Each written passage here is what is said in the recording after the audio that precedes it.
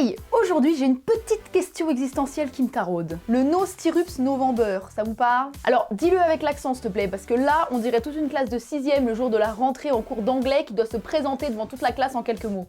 Children, take a seat, please. Mary-Louise, can you introduce you to the class, please? Yes, I'm Marie-Louise, poissonnier. Fisherman. Hein? Oh, keep going.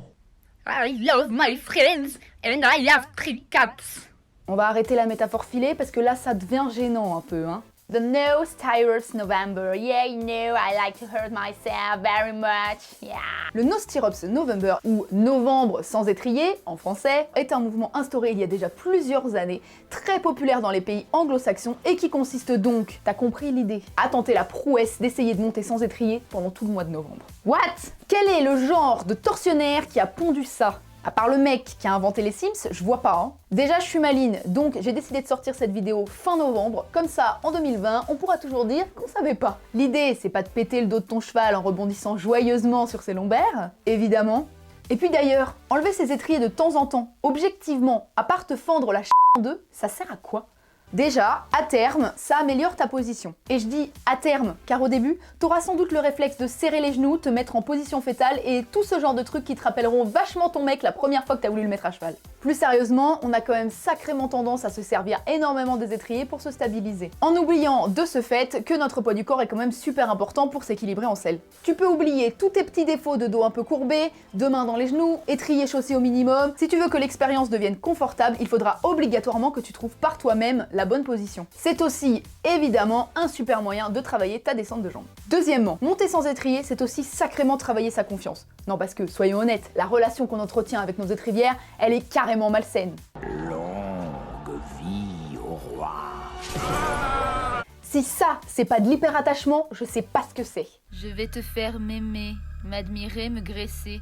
Et puis après, je vais reboucher mes trous juste pour te faire chier et casser à 3 cm de la ligne d'arrivée. Oh, ne me quitte pas, pitié, non. Tranquille, meuf. J'irai chez le cordonnier Pépouze car je t'ai quand même coûté 100 balles. Je te soutiendrai lors de ta prochaine Georgette. Et puis je grossirai assez pour ne plus coulisser facilement dans les couteaux de ta selle. Maintenant, tu sais que les étrivières peuvent être de véritables perverses narcissiques. Des prédatrices. Méfiez-vous, on est trop attaché à ces petites choses. Sérieusement, on passe de ça Ouais, vas-y, tranquille, remonte de 5 trous. à ça. Ouais, moi je vais faire une petite séance de stretching, hein, au pas. C'est bien le pas. Tu sais que c'est la meilleure allure pour les musclés, hein.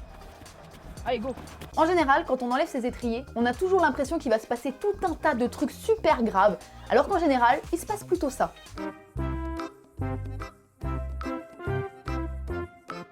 Et puis, si ton cheval part en cacahuète, au moins, tu te rendras compte que tu tiens un cheval et que c'est pas la fin du monde. Toujours vivant. Rassurez-vous. Toujours la banane. Niveau exercice et mise en place, je suis pas coach, donc je te conseille de te tourner directement vers lui ou elle, mais personnellement, j'aime bien terminer mes séances par environ une dizaine de minutes sans étrier pour vraiment avoir cette sensation de jambe qui englobe le cheval. 10 minutes, c'est un peu long quand même, hein? Ouais, c'est vrai. Après, tu peux aussi partir en mode warrior et les retirer carrément de ta selle, comme ça, plus de retour en arrière.